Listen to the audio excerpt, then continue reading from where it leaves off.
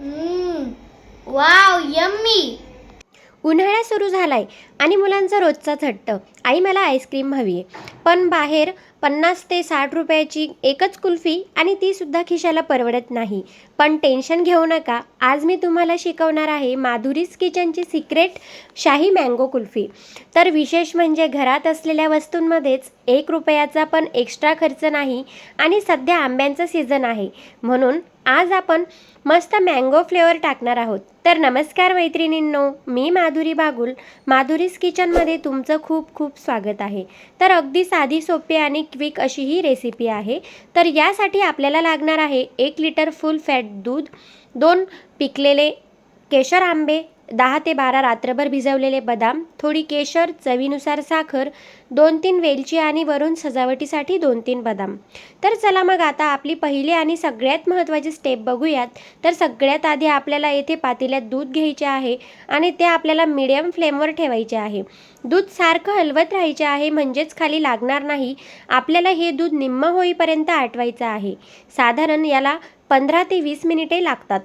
दूध आटवलं की कुल्फी एकदम मलाईदार आणि घट्ट बनते, त्याला पाणी सुटत नाही. म्हणून आपल्याला दूध हे आटवून घ्यायचे आहे आणि दूध आटत ठेवलेले असताना ते आपल्याला सतत ढवळत राहायचे आहे. दूध आटत ठेवलेलं आहे तोपर्यंत आता आपल्याला जे आपण आंबे घेतलेले आहेत ते कट करून घ्यायचे आहेत. तर मैत्रिणींनो, मी येथे फक्त 1.5च आंबा घेतलेला आहे, कारण माझ्याकडे दूध 1.25 लिटरच होतं. पण तुम्ही जर 1 लिटर दूध घेतलेलं असेल तर 2 आंबे हे लागतातच. तर आंबे स्वच्छ धुवून घ्यायचे आहे आणि चाकूने आपल्याला कट करून घ्यायचे आहेत. तर आंब्यातील ज्या फोडी आहेत त्या मोकळ्या करायच्या आहेत आणि आपल्याला त्यातील कोय बाजूला काढून घ्यायचे आहे. तर हे जे आंबे आहेत तर ते नंतर आपण मिक्सरमधून काढून घेणार आहोत. आणि 1 लिटर दुधासाठी 1 वाटी घट्ट आंब्याचा गर लागतो. पाणी अजिबात घालायचं नाही, नाहीतर कुल्फीत बर्फ होईल. तर बघा, येथे आपले दूध आता निम्म्यापेक्षा कमी झालेलं आहे आणि एकदम घट्ट आणि क्रीमी असं दिसतंय. आता सगळ्यात महत्त्वाचं, पातेल्याच्या कडेला जी साय लागलेली असते ती पळीने खरवडून काढायची आहे आणि त्याच दुधात आपल्याला मिक्स करायचे आहे. यामुळे आपली कुल्फी अजून जास्त मलाईदार आणि दाट बनते. दूध सारखं हलवत राहायचं आहे, गॅस बारीकच ठेवायचा आहे. आता यामध्ये चवीनुसार साखर टाकायचे आहे. मी अर्धी वाटी इतकी साखर घेतलेली आहे, कारण आपण आंबा पण टाकणार आहोत, तो गोडच असतो म्हणून. साखरेबरोबर 8 ते 10 या केशराच्या काड्या घेतलेल्या आहेत, त्यासुद्धा आपल्याला इथे टाकायच्या आहेत. केशरमुळे रंग एकदम सोनेरी आणि सुगंध पण मस्त येतो. आता आपण ज्या 2-3 वेलची घेतलेल्या आहेत त्या आपण इथे खलबत्त्यात कुटून घेणार आहोत. तर एकदम बारीक पावडर करायची नाही ना, थोडीशी जाडसर अशीच ठेवायची आहे, म्हणजे खाताना मधून वेलचीचा तुकडा तोंडात आला की मस्त लागतो. आता ही कुटलेली वेलची आहे ती आपण आटवलेल्या दुधात घालायची आहे. चमच्याने एकदा मिक्स करून घ्यायचे आहे. वेलचीमुळे कुल्फीला एकदम फ्रेश आणि शाही सुगंध येतो.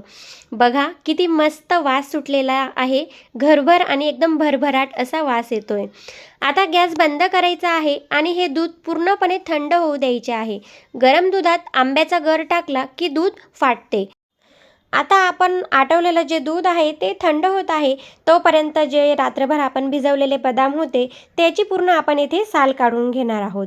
आणि आता हे जे सोललेले बदाम आहेत ते बदाम आणि आंब्याचा जो गर काढून घेतलेला आहे तो मिक्सरमध्ये आपल्याला येथे एकत्र वाटून घ्यायचा आहे. त्यामुळे बारीक वाटल्यानंतर त्याची एकदम अशी स्मूथ अशी ही पेस्ट बनते. असं केल्यामुळे बदामाचे कणसुद्धा जाणवत नाहीत आणि जी आईस्क्रीम असते तीसुद्धा आपली एकदम क्रीमी अशी बनते. तर ही जी पेस्ट आहे ती आपल्याला थंड झालेल्या दुधात ओतायची आहे आणि येथे चमचाने मिक्स करायची आहे. तर मैत्रिणींनो, अजून जास्त जर स्मूथ हवी असेल तर हे जे सगळं मिश्रण आहे ते पुन्हा एकदा आपल्याला मिक्सरमधून फिरवून घ्यायचं आहे आणि फक्त 10 सेकंद याने आईस्क्रीम जी आहे ती एकदम दुकानासारखी मुलायम आणि बर्फाचा कण नसलेली बनते. म्हणून आपण येथे हे जे आंब्याचा गर आहे तो पूर्णपणे मिक्स करून घेतलेला आहे. तर हे चांगले आपल्याला ढवळायचे आहे, म्हणजे ते सर्व एकजीव होईल असे हे करायचे आहे. आणि त्यानंतर आपल्याला हे सर्व जे मिश्रण आहे ते पुन्हा एकदा मिक्सरच्या भांड्यामधून काढून घ्यायचे आहे. त्यामुळे आपली जी आईस्क्रीम आहे ती एकदम स्मूथ आणि क्रीमी अशी बनणार आहे. तर यात आता आपल्याला हे जे मिश्रण आहे ते पुन्हा आता मिक्सरमधून एकदा फिरवून घ्यायचे आहे. तर बघा मैत्रिणींनो, इथे आपली एकदम स्मूथ आणि क्रीमी अशी ही पेस्ट तयार झालेली आहे. रंग बघा किती सुंदर आलेला आहे आणि सुगंध तर अगदी घरभर असा दरवळतोय. तर आता माझ्याकडे जे अमूलचे डब्बे असतात, तर ते मी एकदा आईस्क्रीम आणलेली होती, तर ते धुवून ठेवलेले होते. तर तेच डब्बे मी येथे रियूज करणार आहे. तर त्याच डब्यांमध्ये जे ही आईस्क्रीम आहे ती आपण येथे टाकून घेणार आहोत. तर डब्बा भरताना थोडी जागा वरती शिल्लक ठेवायची आहे आणि थोडीशी अजून पेस्ट उरली होती, म्हणून मी येथे लस्सीच्या छोट्या डब्यातसुद्धा ओतलेले आहे, म्हणजेच वेस्ट काहीच होणार नाही. तर इथे गार्निशिंगसाठी आपल्याला हे वरून टाकून द्यायचे आहेत आणि आता डब्याचे आपल्याला पॅक असे हे झाकण लावून घ्यायचे आहे. आणि आता हे सगळे डबे झाकून डीप फ्रीजरमध्ये ठेवायचे आहेत. तर 7 ते 8 तासांसाठी आपल्याला ही रात्रभर आईस्क्रीम जी आहे ती सेट होऊ द्यायची आहे. त्यासाठी घाई अजिबात आपल्याला करायची नाही. तर इथे मैत्रिणींनो 7 ते 8 तास झालेले आहेत आणि आता आपण फ्रीजरमधून आपले डबे काढूयात. बघा, आपली शाही मँगो कुल्फी किती मस्त अशी सेट झालेली आहे आणि रंग तर बघा अगदी सोनेरी आणि घट्ट पण दिसते आणि रंग पण खूपच छान आलेला आहे. तर आता मी तुम्हाला डब्यातून आईस्क्रीम कशी काढायची ते दाखवते. तर येथे एका ग्लासमध्ये आपल्याला साधं पाणी घ्यायचं आहे आणि हा डब्बा आहे तो त्यात फक्त 10 ते 15 मिनिटे आपल्याला 10 ते 15 सेकंद आपल्याला धरायचा आहे. जास्त वेळ ठेवायचा नाही, नाहीतर आपली जी आईस्क्रीम आहे ती मेल्ट होईल. फक्त 10 सेकंद. तर आता डब्बा उलटा करून आपण हलकेच टॅप करायचे आहे आणि अगदी सहज अशी ही आपली आईस्क्रीम काढून घ्यायची आहे. तर अगदी दुकानासारखी अशी साबूत निघालेली आहे. टेक्स्चर बघा किती मस्त आलेला आहे, एकदम क्रीमी आणि स्मूथ, बर्फाचा एकसुद्धा कण नाही आहे. आता आपण सुरीने याच्या छान अशा स्लाईस करून घेणार आहोत. बघा, तोंडाला पाणी सुटलं ना. घरच्या घरी कमी खर्चात आणि अशी मस्त अशी आईस्क्रीम तयार झालेली आहे. तर अगदी आपण दुकानातून आणतो तशीच त्याच टाईपमध्ये अगदी मलाईदार अशी ही मँगो शाही आईस्क्रीम दिसत आहे. तर आता खरी मज्जा तर आता येणार आहे की जेव्हा मी माझ्या मुलाला खायला देईल आणि त्याचे एक्सप्रेशन जे आहे ते कसे असतात ते बघूयात आता आपण. Wow, yummy.